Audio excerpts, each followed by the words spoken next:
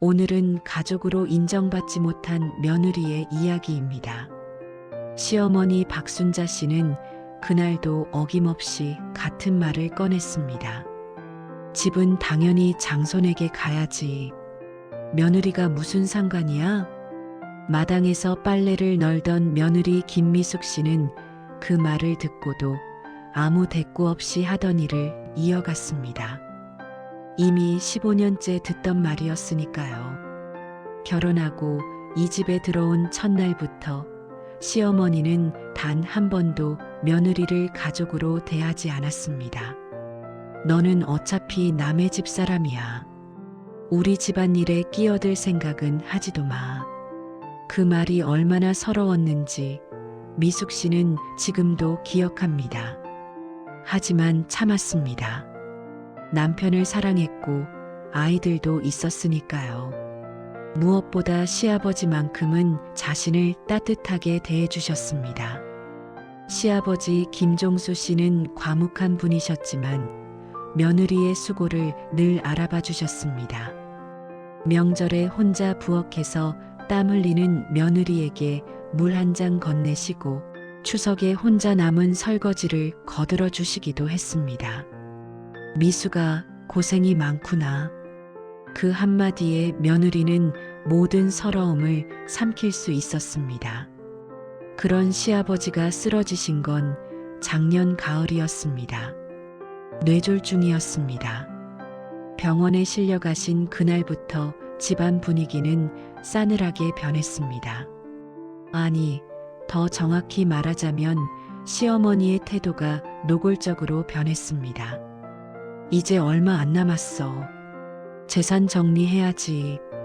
시아버지는 아직 의식도 또렷하신데 시어머니는 벌써부터 재산 이야기를 꺼냈습니다. 남편 김태수 씨는 그저 어머니 말씀만 듣고 고개를 끄덕였습니다.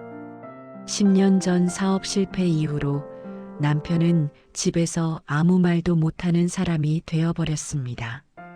어머니 말씀이 다 맞아. 우리가 뭘 알겠어. 며느리는 그저 지켜볼 뿐이었습니다. 입을 열 자격도 권리도 없다고 생각했습니다. 하지만 마음 한구석에선 알고 있었습니다. 이 집을 실질적으로 지켜온 사람은 바로 자신이었다는 것을요. 시아버지가 입원하신 지 한 달이 지났을 때였습니다. 병원비가 만만치 않았습니다.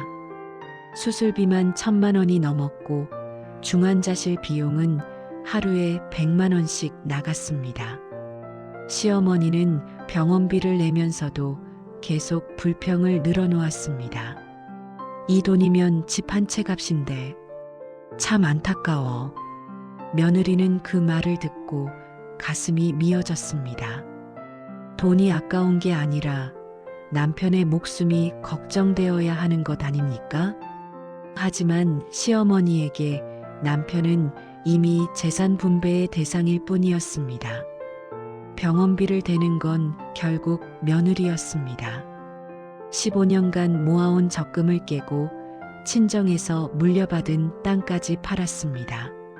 시어머니는 그 사실을 알면서도 당연하다는 듯 받아들였습니다.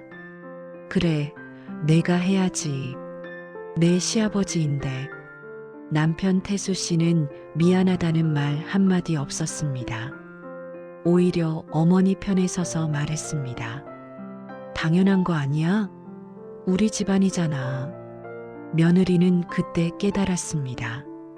이 집에서 자신은 영원히 가족이 될 수 없다는 것을요. 아무리 헌신해도 아무리 희생해도 결국 남은 건 외로움뿐이었습니다.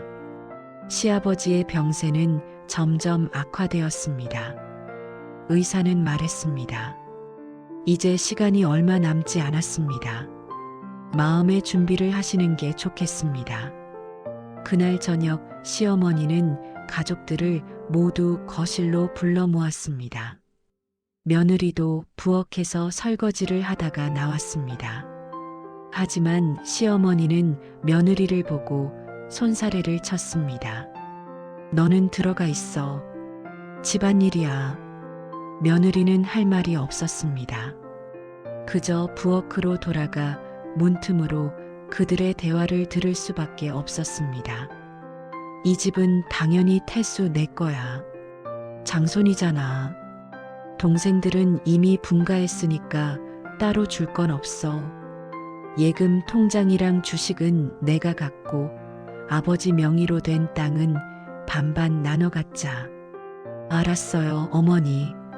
어머니 뜻대로 하세요. 며느리는 그 대화를 들으며 씁쓸하게 웃었습니다. 15년간 이 집을 지키고 병원비를 대고 빚까지 갚았지만 자신은 여전히 투명인간이었습니다. 그런데 그날 밤 뜻밖의 전화가 왔습니다. 병원에서 걸려온 전화였습니다. 환자분이 며느리분을 찾으십니다. 당장 오실 수 있으세요? 며느리는 급히 병원으로 달려갔습니다.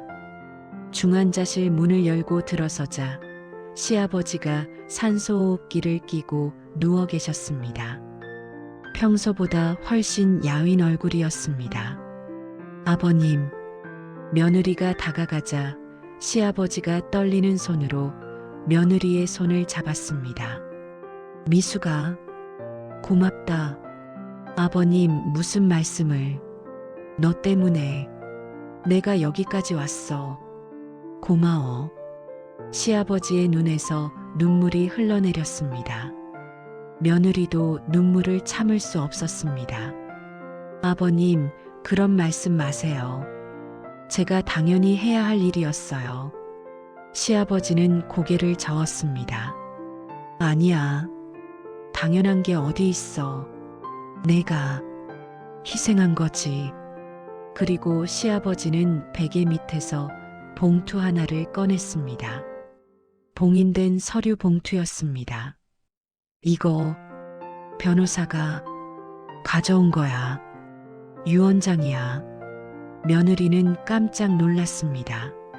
아버님, 이게 무슨. 내가 정신 멀쩡할 때 작성한 거야.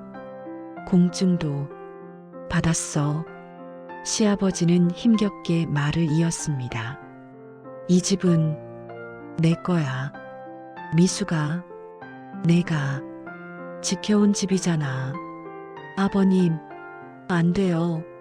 이러시면. 아니야. 이게 맞아. 내 아들은 무능했어. 내 아내는 욕심쟁이였어. 하지만 너는 진짜 가족이었어. 며느리는 시아버지의 손을 꽉 쥐었습니다. 15년간 참았던 눈물이 한꺼번에 쏟아졌습니다.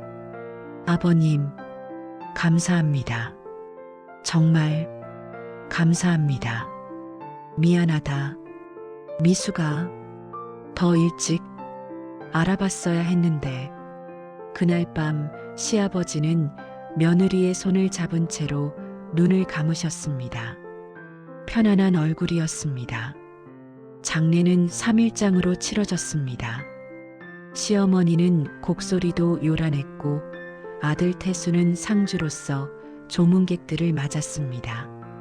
며느리는 묵묵히 뒤에서 음식을 나르고 설거지를 했습니다. 장례가 끝나고 일주일이 지난 어느 날이었습니다. 시어머니가 다시 가족들을 불러 모았습니다. 이번엔 며느리에게도 나오라고 했습니다. 유언장 공개하는 날이니까 너도 있어야지. 증인으로. 며느리는 조용히 거실로 나왔습니다. 시어머니는 봉투를 꺼내며 자신만만한 표정을 지었습니다. 자, 이게 아버지가 남긴 유언장이야. 이미 다들 알고 있지? 집은 장손인 태수 내 거고 나머지 재산은 우리가 나눠 갖는 거. 시어머니는 봉투를 뜯으며 말을 이었습니다. 며느리는 그냥 여기 사는 거야. 뭐 쫓아내진 않을 거니까 걱정 마. 그 순간이었습니다. 며느리가 조용히 입을 열었습니다. 어머님, 그 유언장은 효력이 없습니다. 거실이 순간 조용해졌습니다. 시어머니가 며느리를 노려봤습니다. 뭐, 내가 지금 무슨 소리를 하는 거야? 그 유언장은 법적 효력이 없습니다. 공증을 받지 않으셨잖아요. 시어머니의 얼굴이 굳어졌습니다. 그게 무슨 상관이야? 며느리는 가방에서 또 다른 봉투를 꺼냈습니다. 정식 공증 봉인이 찍힌 봉투였습니다.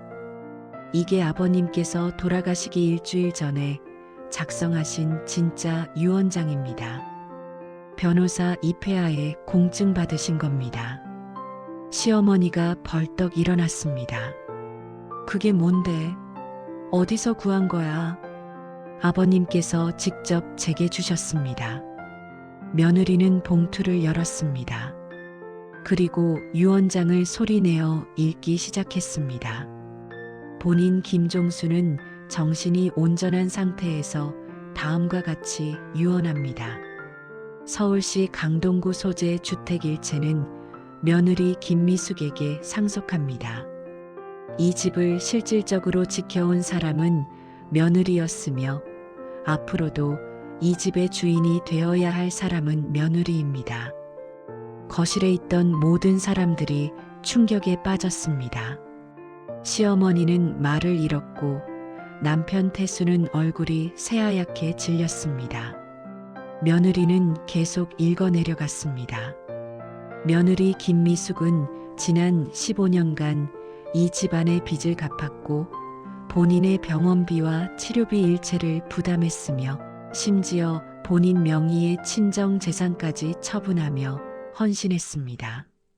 하지만 본인의 아내와 아들은 며느리의 희생을 당연하게 여겼고 단 한 번도 감사를 표하지 않았습니다. 시어머니가 소리쳤습니다. 이건 말도 안 돼. 그 사람이 정신이 온전했을 리 없어. 약 때문에 헛소리한 거야. 며느리는 차갑게 대답했습니다. 변호사와 의사가 모두 입회했습니다. 아버님의 정신 상태는 완전히 정상이었다고 증명되었습니다. 여기 진단서도 있습니다. 며느리는 또 다른 서류를 꺼냈습니다. 의사의 소견서였습니다. 환자 김종수는 유언장 작성 당시 의식이 명료했으며 자신의 의사를 정확히 표현할 수 있는 상태였음을 증명합니다. 시어머니는 주저앉았습니다. 아들 태수도 아무 말하지 못했습니다. 며느리는 마지막 문장을 읽었습니다. 본인은 며느리 김미숙이 이 집의 정당한 주인이 되기를 바랍니다. 그리고 본인의 아내 박순자와 아들 김태수에게는 최소한의 유류분만을 남깁니다. 이것이 본인의 최종 의사입니다. 유언장을 다 읽은 며느리는 조용히 서류를 접었습니다. 그리고 시어머니를 바라보며 말했습니다. 어머님, 저는 15년간 이 집의 며느리로 살았습니다. 하지만 단 한 번도 가족으로 대접받지 못했습니다. 제가 쏟아부은 돈만 해도 5억이 넘습니다. 제 적금, 제 친정 땅, 심지어 제 어머니가 돌아가시면서 남긴 보험금까지 다 이 집에 썼습니다. 시어머니는 고개를 들지 못했습니다. 하지만 어머님은 제게 단 한 번도 고맙다는 말을 하지 않으셨습니다. 오히려 당연하다고 하셨죠. 며느리니까 당연하다고. 며느리의 목소리에 힘이 실렸습니다. 이제 저는 이 집의 주인입니다. 법적으로도 도덕적으로도 당당한 주인입니다. 가족이란 이유로 제 몫까지 빼앗기지 않을 겁니다. 남편 태수가 입을 열었습니다. 미수가, 나는 당신도 똑같았어요. 어머니 편에만 서고 저를 한 번도 지켜주지 않았죠. 10년 전 사업 실패했을 때 빚 갚아준 것도 저였고 당신이 술 마시고 사고 냈을 때 합의금 낸 것도 저였어요. 하지만 당신은 그저 어머니 말씀만 듣고 고개 끄덕였죠. 태수는 아무 말도 하지 못했습니다. 사실이었으니까요. 며느리는 가방에서 또 다른 서류를 꺼냈습니다.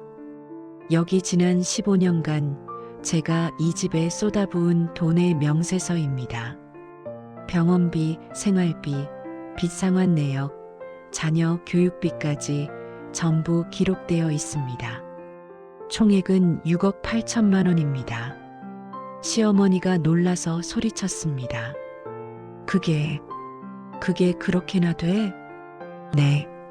제가 15년간 이 집을 위해 쓴 돈입니다. 어머님께서 주신 돈은 단 한 푼도 없었습니다. 오히려 명절 때마다 저더러 용돈을 내라고 하셨죠. 며느리는 서류를 테이블 위에 펼쳐 놓았습니다. 제가 이 서류를 공개하는 이유는 복수하려는 게 아닙니다. 그저 제가 이 집의 정당한 주인이라는 걸 증명하고 싶을 뿐입니다. 시어머니가 울먹이며 말했습니다. 그래도 내가 낳은 아들인데. 며느리는 고개를 저었습니다. 어머님, 혈육이라고 해서 다 가족은 아닙니다. 진짜 가족은 서로를 존중하고 감사할 줄 알아야 합니다. 하지만 어머님은 저를 한 번도 가족으로 대하지 않으셨습니다. 며느리는 시어머니를 바라보며 마지막 말을 꺼냈습니다. 어머님, 이제 선택하셔야 합니다. 이 집에 남아서 저와 함께 살든지 아니면 따로 나가시든지. 하지만 이제 이 집의 규칙은 제가 정합니다. 시어머니는 말을 잃었습니다. 평생 자신이 지배해온 집에서 갑자기 며느리가 주인이 된 상황을 받아들일 수 없었습니다. 며느리는 남편을 바라봤습니다. 당신도 마찬가지예요. 이제 선택하세요. 저와 아이들과 함께 새로운 가정을 만들든지 아니면 어머니 따라 나가시든지. 태수는 고개를 들지 못했습니다.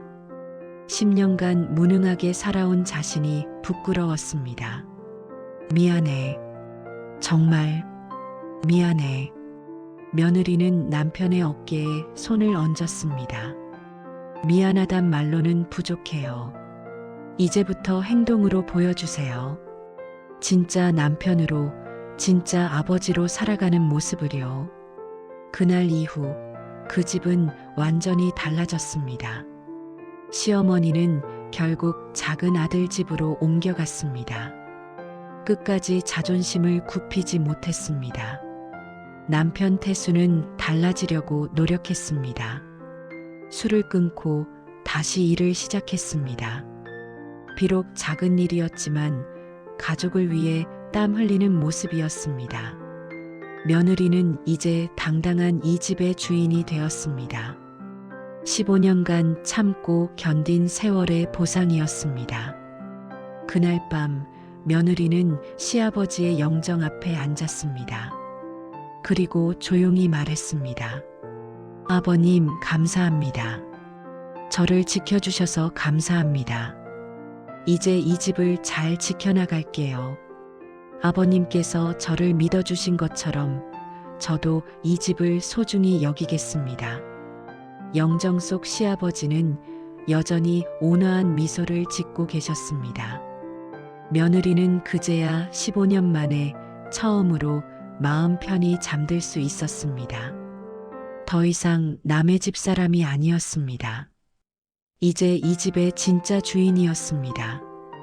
그리고 그날 이후 동네에는 소문이 퍼졌습니다.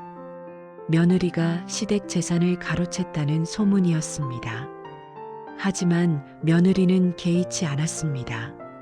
진실을 아는 사람은 알고 모르는 사람은 그저 떠들 뿐이었습니다. 중요한 건 자신이 당당하다는 것, 그리고 이제 더 이상 누구의 눈치도 보지 않아도 된다는 것이었습니다. 몇 달 후 시어머니에게서 전화가 왔습니다. 미수가, 나 좀 만날 수 있을까? 며느리는 잠시 망설이다가 대답했습니다. 네, 어머님. 집으로 오세요. 시어머니는 그날 오후 조심스럽게 집에 찾아왔습니다. 예전의 당당한 모습은 온데간데 없고 어딘가 초라해 보였습니다. 미수가 미안하다. 그 한마디에 시어머니는 눈물을 흘렸습니다. 15년 만에 처음으로 며느리에게 하는 사과였습니다. 며느리는 조용히 차를 내왔습니다. 어머님, 앉으세요. 두 사람은 한참을 말없이 차를 마셨습니다. 그리고 시어머니가 먼저 입을 열었습니다. 내가 잘못했어. 너를 가족으로 대하지 않았어. 미안해. 며느리는 고개를 끄덕였습니다. 알아요, 어머님. 용서해 줄 수 있겠니? 며느리는 잠시 생각했습니다. 그리고 대답했습니다. 시간이 필요해요, 어머님. 15년간 쌓인 상처가 하루아침에 치유되진 않아요. 하지만 노력해 볼게요. 어머님도 노력해 주신다면요. 시어머니는 고개를 끄덕였습니다. 그래, 그렇게 하자. 천천히. 그날 이후 시어머니는 가끔 집에 들렀습니다. 예전처럼 명령하거나 간섭하지 않았습니다. 그저 손자들 얼굴이나 보고 며느리가 차려준 밥 한 끼 먹고 가는 것으로 만족했습니다. 며느리도 조금씩 마음을 열었습니다. 여전히 쉽지 않았지만 시아버지가 원했던 것은 복수가 아니라 화해였다는 걸 알았으니까요. 1년이 지났습니다. 며느리는 이제 완전히 이 집의 주인으로 자리 잡았습니다. 남편도 달라졌습니다. 더 이상 무능한 사람이 아니었습니다. 가족을 위해 열심히 일하고 아이들과 시간을 보내는 진짜 아버지가 되었습니다. 어느 날 저녁 온 가족이 식탁에 둘러앉았습니다. 시어머니도 함께였습니다. 예전 같았으면 상상도 할 수 없는 평화로운 풍경이었습니다. 며느리는 가족들을 바라보며 생각했습니다. 15년간의 고생이 헛되지 않았다고. 시아버지의 유언장이 자신에게 준 건 집만이 아니었다고. 진짜 선물은 당당함이었고 자존감이었고 그리고 새로운 시작이었다고. 잘 먹겠습니다. 가족들의 목소리가 따뜻하게 울려 퍼졌습니다. 이제 이 집에는 진짜 가족이 살고 있었습니다. 혈육이 아니라 마음으로 이어진 진짜 가족이었습니다. 며느리는 그날 밤 다시 한번 시아버지의 영정 앞에 앉았습니다. 아버님, 이제야 알 것 같아요. 아버님께서 저에게 주신 진짜 선물이 뭔지. 그건 집이 아니라 용기였어요. 제 자신을 지킬 수 있는 용기. 그리고 당당하게 살아갈 수 있는 힘이었어요. 정말 감사합니다, 아버님. 영정 속 시아버지는 여전히 온화하게 미소 짓고 계셨습니다. 마치 잘했다라고 말하는 것처럼. 그렇게 그 집의 이야기는 끝이 났습니다. 아니, 끝이 아니라 새로운 시작이었습니다. 며느리가 진짜 주인이 되고 진짜 가족을 만들어가는 새로운 이야기입니다. 살아가면서 당연하다라고 생각되는 일은 없습니다. 누군가의 희생이 당연한 일이 되면 안 됩니다. 사람은 서로를 존중해주고 인정해줄 때 비로소 한 가족이 되는 일이라 생각합니다. 오늘도 제 이야기를 들어주셔서 감사합니다.